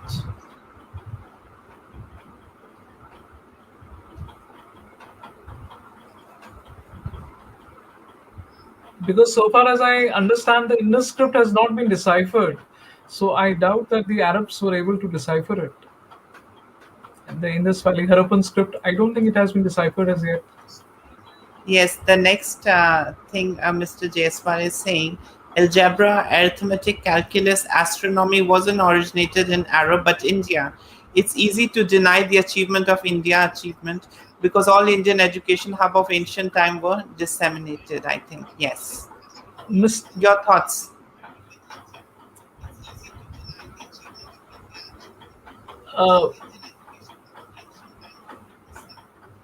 Mr. Vinay Jaiswal gets me incorrect. I didn't say it originated in Arab. I said the Arab philosophers and astronomers and mathematicians translated Greek works. Pythagoras' theorem was discovered by the Arabs and translated. Ibn Rushd is considered to be the Aristotle of the East.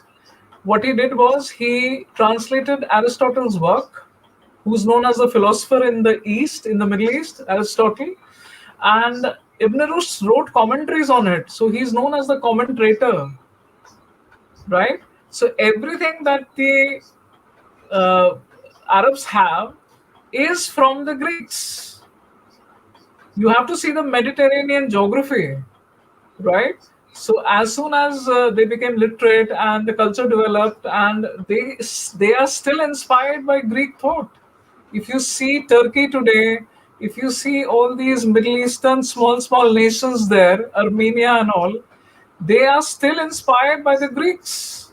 They have Greek words in their languages. They have Greek traditions. Their dance is very, very similar to the Greeks, right?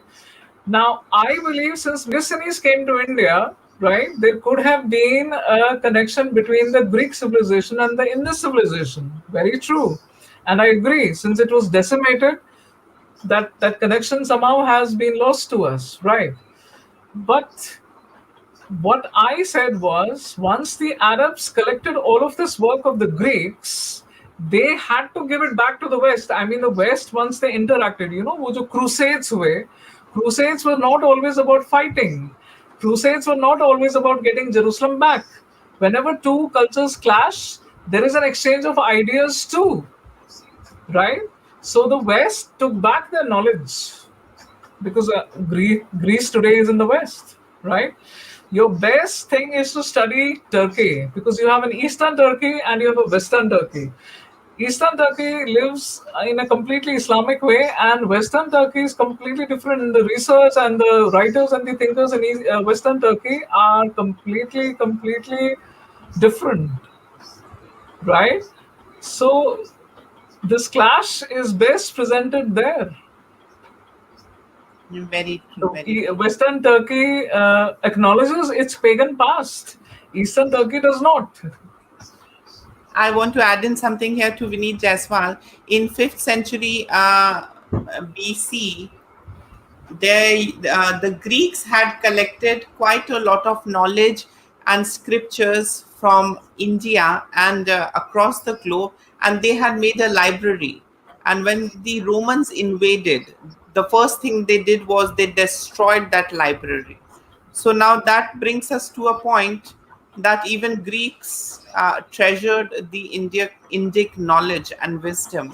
So we cannot deny the fact that Greeks were smart. They collected our knowledge as well. Because, I mean, to whatever history that I have read and I had been researching on, that because these Abrahamics, their target used to be first to destroy the libraries, the record keeping stations. Once that is destroyed, anything can be distorted.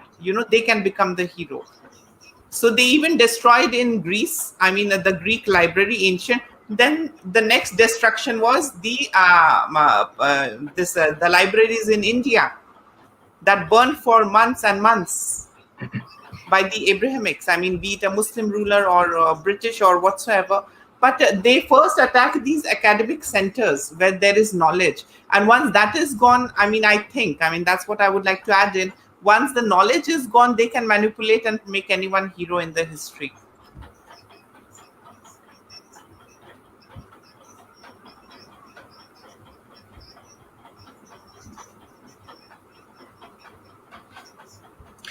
Agreed. Perfectly. I wrote an article in a Pakistani portal about this golden age of Islam being a PR exercise, public relations exercise. Because, yes, Muslims love to talk about the golden age of Islam. But then they forget the fact that, nobody is allowed to go, to this, what I call stretching the boundaries of truth. So I think this golden age term came later. I am sure people were threatened at that time also for translating the Greek works, taking from here and there, and getting into mathematics and astronomy instead of theology. So yes, agreed with Mr. Vineet. The first instinct of not every caliph was to destroy a library, but yes, there were certain caliphs. In fact, there's a famous caliph who said कि when burning a library, he asked them. It's an anecdote that every Muslim learns. The books which are there. If they contradict the Quran, then they need to be burnt. If they say the same thing that the Quran says, then there's no need for them, right? But then there has been caliph patronage for exploration of the mind, exploration of the landscape, exploration of geography. So I understand, Mr. Vineet, where you come from. I understand. In these modern times, it seems as if I'm defending the golden age of Islam. But I don't think the debate should be where it originated from, as long as it comes into both communities. The scientific temperament comes into both communities. So I Very think true. We have to be rational. We have to hear both the sides. it shouldn't Yes. be a debate today where it comes from. Yes, India has been great, and I'm glad that we are rediscovering it, because a lot has been, repressed and completely destroyed. Yes, I'm sure we were great. I'm sure those books, jo unhone, they say they were rivers of ink and genocide, of course. Uh, I hope we rediscover all that knowledge. I hope. Yes. Now, the next question he's asking is, do you believe in death by decimation as per Sharia?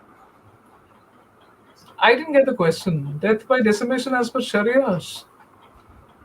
I think he's asking some question related to Sharia. Can you answer this? Do you understand what is the question?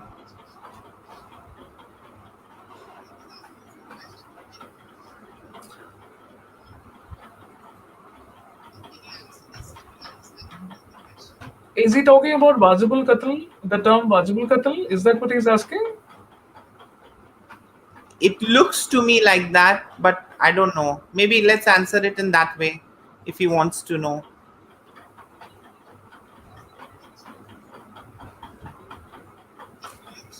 According to Sharia, I am Wajibul Qatl. In a sense, I am justified for murder. Why? Because I'm talking Me about all these also. reforms. Me Yeah, also. right? You also. So we are Wajibul Qatl, designated for death and justified.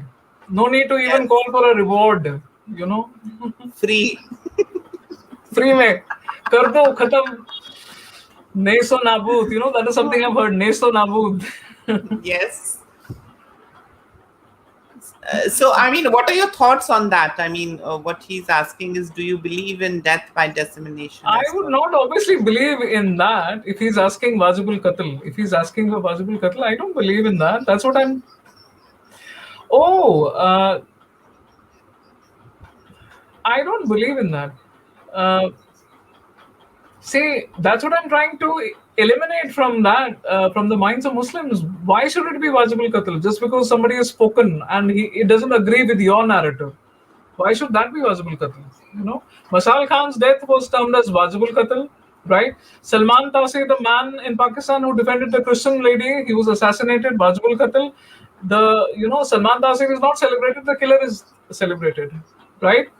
We have had the Kamlesh Tiwari incident here, and foolish Muslims celebrated the person who killed him, and they do all sorts of things to, exonerate the killer. Abhijit Roy in Bangladesh, his death was Wajibul Qatl. So I don't believe in that, and that is what we are trying to change. If somebody is different from you, or thinks differently, or doesn't want to believe in, the religion at all, shouldn't be Wajibul Qatl. Because first of all, let's go by the Prophet's edict only. In the Quran, there's no earthly retribution. The verse doesn't say any earthly retribution. There may be divine retribution, but that's between God and me or God and the others. He will decide whether I go to hell or heaven. You have no right to tell me whether I should be killed or not, whether I'm a true Muslim or not. You don't have any right. There's no earthly retribution. If you really want to follow the Quran, if you want to be a rationalist, and of course, again, give the logic, no, nobody deserves death for being questioning. Nobody deserves death for demanding that the Sharia not be there. I believe there should be UCC, Uniform Civil Code for everybody. No personal laws, please. Because personal laws can be exploited and they are being exploited. Because again, in control are the male mullahs. So that's the first demand, why it should be removed. No Sharia laws, please. And there are barbaric punishments for things, stoning and cutting of the hand, haath ke badle haath, aankh ke badle aankh. No, that's barbaric. We are an evolved civilization. Hind is an evolved civilization. We do not tolerate barbaric practices. So why should we have, Sharia like that? Oh, he's writing पूरा stone Shariah to गलत that. नहीं है. हाँ, पूरा शरिया गलत नहीं है, लेकिन शरिया में जो रिग्रेसिव प्रैक्टिसेस हैं, तो let's do away with it all together. क्योंकि अगर एक का जस्टिफिकेशन लॉ का आएगा तो mullah will come up with some other interpretation, right? So I am absolutely for UCC. No Sharia, please. It's time to have a UCC. It's a fight. Triple Talaq was a battle. UCC is going to be a war, but we are ready for it. We can set the ball rolling. It may not happen in my lifetime, maybe, but it needs to be done for the future generations. Absolutely. UCC. Rakesh Koraj is asking how you see Buddhism. I am very inspired by Buddhism. My husband was a follower of Zen Buddhism, and he's the one who introduced me to Zen Buddhism. And I study the Buddha.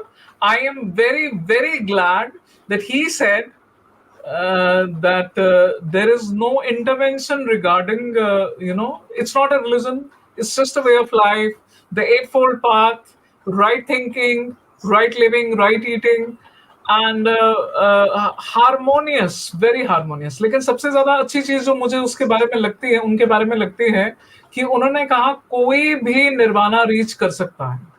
It's all up to you.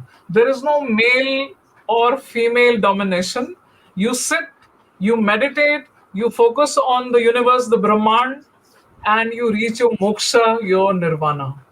That's the absolute best thing. And do you know how much similarity it has with the Prophet's experience in the cave in Mina? Because I think that's what he was doing. This was the traditions which has reached down to us. He used to go for meditation in the Mina cave. And what they call as revelation, that the angel meeting, I feel he had some kind of spiritual experience.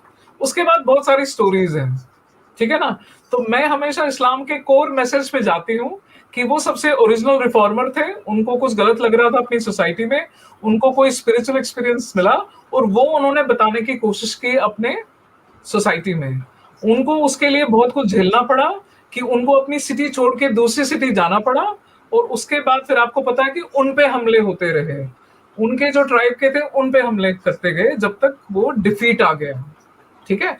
उसके बाद का जो भी story है, it is debatable. ठीक है ना, क्योंकि कंपाइलेशन ही उनके डेथ के बाद हुई थी.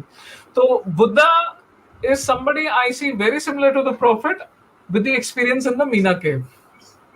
And wonderful that the Buddha had this thing that it's up to you. It's all up to you. It's up to you and the universe. Yes. Now the next question. Rakesh Gowda is saying Halaku Khan, being a Buddhist, destroyed the last caliphate. Buddhism spread throughout Asia peacefully and lectures. Do you think Islam is fake? No, I don't think Islam is fake. For something to have survived for so long in India, it doesn't mean that it would be necessarily by the sword. अगर कोई चीज सिर्फ sword से ही spread होती तो वो definitely लोग उसको, क्योंकि जो कलेक्टिव मेमोरी होती है, कलेक्टिव ट्रॉमा होता है, वो बहुत जनरेशंस तक रहता है, जो है भी, अभी भी है. लेकिन आप ये भी तो देखो कि इस्लाम में बेशक सुपरफिशियल लेकिन इगैलिटेरियनिज्म है. एक ही सफे में सब खड़े होते हैं, वो चाहे राजा हो या रंक. ठीक है. हर कोई अपने अपने गुनाहों के लिए जिम्मेदार है. उसमें आपको कोई इंटरवेन नहीं कर सकता, जैसे क्रिश्चियनिटी में जीसस कहते हैं इंटरवेन करते हैं. ठीक है. जो उनके जो मुस्लिम्स में हमारे जो है कि जजमेंट डे होगा, उसमें हर कोई अपने अपने कर्मों के बारे में जवाब देगा. वो चाहे कितना भी फिक्शनल लगे ऑफ कोर्स, लेकिन हर कोई अपने अपने, कोई मदर किसी बेटे के बारे में इंटरवेन नहीं कर सकती, कोई फादर अपने बच्चों के बारे में, या कोई ब्रदर या सिस्टर या हस्बैंड या वाइफ, ऐसा कुछ नहीं है. हर किसी को अपना अपना जवाब देना है. ठीक है. तो ये जो इगैलिटेरियनिज्म इस्लाम में था, जिसने टोटली वो उस टाइम पे वो कास्ट वास्ट वो सब हटा दिया, आई एम श्योर बहुत सारे लोग इससे इंस्पायर हो गए थे, क्योंकि कोई भी चीज सिर्फ स्वर्ड से फैलाई गई हो वो नहीं टिक सकती ज्यादा देर तक. And Islam has survived in India. मैं ये मानती हूँ, मैं गलत भी हो सकती हूँ, लेकिन बुद्धिज्म जैसे फैला एशिया में पीसफुली एंड लेक्चर्स के थ्रू, इस्लाम में जो प्रोजलिटाइजेशन उतनी ज्यादा नहीं हुई जितना वो एक्शंस हुए हैं. क्योंकि आज भी कोई भी आपको ये नहीं कह सकता कि एक सफे में इक्वली नहीं खड़े हो सकते. हाँ, औरतों को अब हम उसी सफे में खड़े होने की कोशिश करवा रहे हैं, क्योंकि औरतें पीछे खड़ी होती हैं. वो अगर आगे आ जाएं तो कोई दिक्कत नहीं है, ये मेरा रिफॉर्म है. लेकिन मर्दों में, औरतों में, लो कास्ट, हाई कास्ट, सभी इक्वल है. In the eyes of God everybody is equal. अब इसको डिबेट को या डिस्कशन को या लॉजिक को हम थोड़ा आगे ले रहे हैं कि यदि अल्लाह ताला ने ही सबको बनाया है तो उन्होंने ही एलजीबीटी को भी बनाया होगा, उन्होंने ही ट्रांसजेंडर को भी बनाया होगा, उन्होंने ही लो कास्ट को भी बनाया होगा. तो आप डिवीजन करने वाले कौन हैं, राइट? तो वो जब अल्लाह ताला के सामने सभी अगर सेम है तो आप डिवीजन करने वाले कौन होते हैं? तो ये है, ये आगे चलाने वाली बात है. यस. एक और क्वेश्चन आया था जो मुझे अभी दिख नहीं रहा है. आप लोगों के अगर और क्वेश्चंस नहीं है तो फिर मैं समाप्त करती हूँ आज का डिस्कशन. ऑडियंस, आप लोगों का अगर कोई सवाल है आप सुपर चैट के जरिए पूछ सकते हैं. अर्शी मैम यहाँ पे हैं, अर्शी मैम सब किसी को जवाब देंगी, सो डोंट वरी। आप लोगों को कोई भी सवाल, तो अब जाते जाते अर्शी जी मैं आपसे ये जानना चाहती हूँ, अक्सर तारिक साहब कहते हैं कि अल्लाह का इस्लाम अलग है और मुल्लों का इस्लाम अलग है। और मैं अक्सर उनसे पूछती हूँ कि अगर मुल्लों का इस्लाम कुरान है तो अल्लाह का इस्लाम कहाँ है? तो इसके बारे में आपका क्या मतलब, आप कैसे देखती हैं इस चीज को? क्या आप थोड़ा सा अपनी राय दे सकती हैं?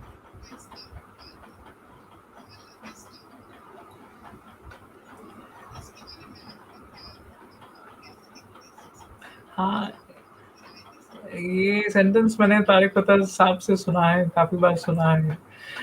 वही चीज जो मैं कह रही थी कि ये समझना पड़ेगा कि इस्लाम की जो हिस्ट्री है वो प्रॉफिट के वफात के बाद कंपाइल हुई है।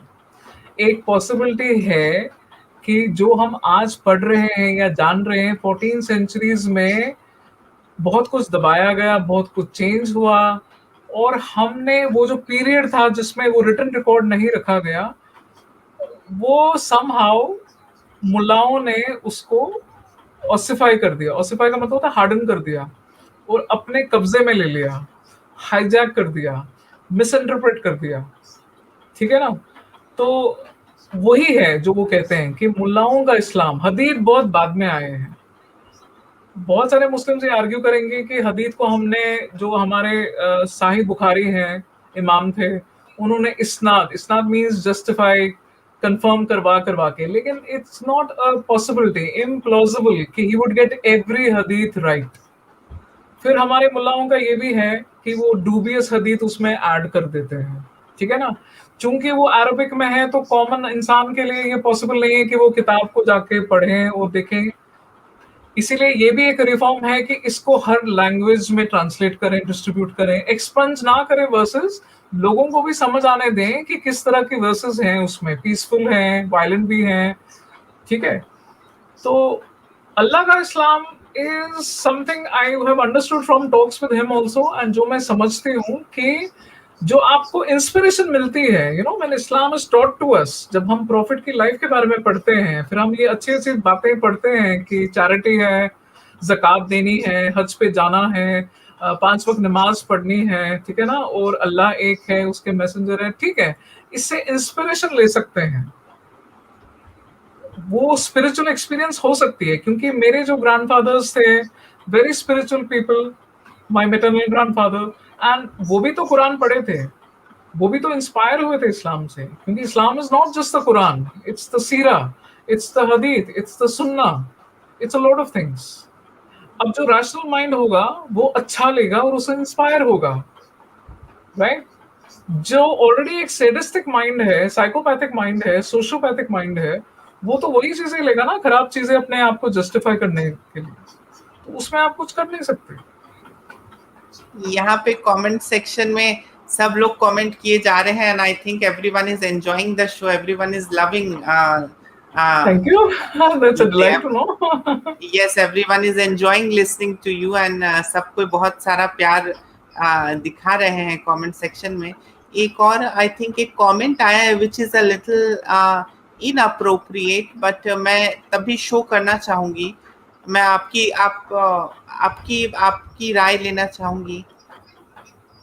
ये कह रहे हैं क्या वो पेडोफाइल थे, तो इसके बारे में मतलब आप कुछ अगर कहना चाहें, if you're uncomfortable you can just leave it.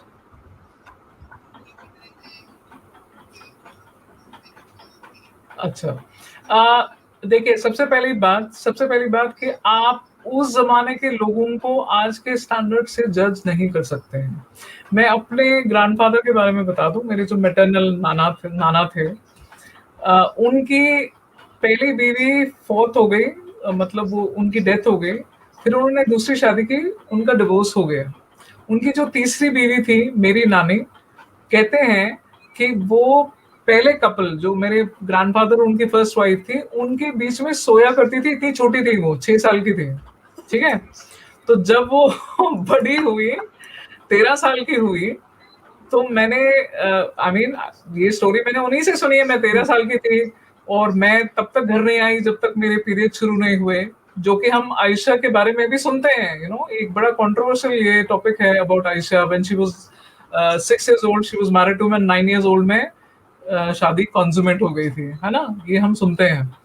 अब कुछ नया रिविजनिस्ट ये आया है कि नहीं जी वो 19 साल की थी, ऐसा हो ही नहीं सकता। आप उस जमाने के लोगों को आज से जजमेंट नहीं कर सकते, ठीक है ना। एक जमाने में स्लेवरी लीगल थी अमेरिका में, ठीक है, despite it being called a free country. जो उनका डिक्लेरेशन ऑफ इंडिपेंडेंस है, it's one of the most progressive documents. लेकिन जिन्होंने वो डिक्लेरेशन साइन किया वो भी तो स्लेव होल्डर्स थे। And Jim Crow laws perfectly legal थे। इट वाज परफेक्टली लीगल कि एक ब्लैक आदमी को आप लटका सकते हैं, ठीक है ना। तो आज के स्टैंडर्ड से उनको मत जज कीजिए। मेरी नानी के शी हैड 10 चिल्ड्रन, 10 बच्चे थे उनके। एंड मेरी मम्मी कहती है कि उनकी शादी 22 साल की उम्र में हुई, जो कि वो मानती है बहुत छोटी उम्र थी। मेरी शादी 26 साल की उम्र में हुई, क्योंकि और मैं मानती हूँ मैं बहुत ही छोटी थी मेंटली। लेकिन मेरी बहन के बारे में I put my foot down and told my parents कि तब तक जब तक वो अपना एमबीबीएस कंप्लीट नहीं करेगी उसकी शादी मैं नहीं होने दूंगी। She was 30 when she got married and 32 when she had her first child. तो ये है, आप जज नहीं कर सकते। हाउ कैन आई जज माई maternal grandfather and my nanny who was just 13 and used to sleep between my grandfather and his first wife? क्योंकि वो जमाना ही वैसा था। It use to be normal. आप ये नहीं कह सकते कि वो यू नो पेडोफिल है, because you are taking one aspect of his life, you are not taking. आप ये फैक्ट नहीं ले रहे हैं कि जब तक वो खदीजा के साथ उनकी शादी थी उन्होंने और किसी से शादी नहीं की। बल्कि ये एक ट्रेडिशन है, ट्रेडिशन मीन स्टोरीज जो हमारे पास आई हैं। Aisha used to be jealous of Khadija, a dead woman, क्योंकि प्रॉफिट की मेमोरीज उनके बारे में बहुत अच्छी थी और वो उसको बहुत रिस्पेक्ट देते थे। And she was already dead. तो आयशा ऐसे मानी जाती है हिज फेवरेट वाइफ, लेकिन she was jealous of Khadija. He was monogamous till she was there. When he started marrying he had 9 wives उसके बाद। They were all, I'm not defending him. Today it would be preposterous to even imagine my husband getting married to another woman, bigamy. He would be arrested under it. लेकिन वो जमाना ऐसा था कि Wars बहुत सारे थे, बहुत सारी विडोज के ऊपर सर पे कोई साया नहीं होता था। एंड बहुत सारों को दे वर विडोज और वॉर विडोज या किसी की विडो थी। The only person who was not a widow was Aisha, right. तो मॉडर्न स्टैंडर्ड से यू कांट इवन जज 90 years back, you can't even जज 100 years back from modern standards. तो it's very easy to dismiss him as a paedophile, very easy. लेकिन then you are being lazy, you know, you are not seeing other aspects of his life. आप उनके दूसरे life की चीजें नहीं देख रहे हैं। Very true. यहाँ पे आई थिंक यहाँ पे बहुत सारे गेस्ट, मैं उनका नाम मेंशन करना चाहूँगी। वो लोग भी बहुत they are very happy and they are thanking you, like nomadic tribe, save the world, and there is Ronit Tiwari, Dharma Kaur, all of them are really loving the show.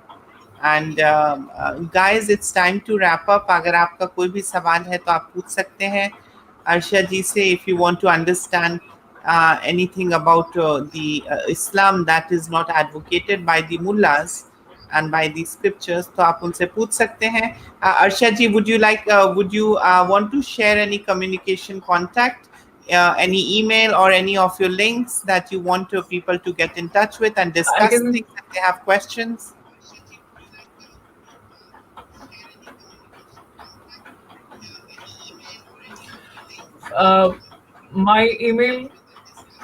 My email is there. Everybody can note it down. It's arshiamalik998@gmail.com.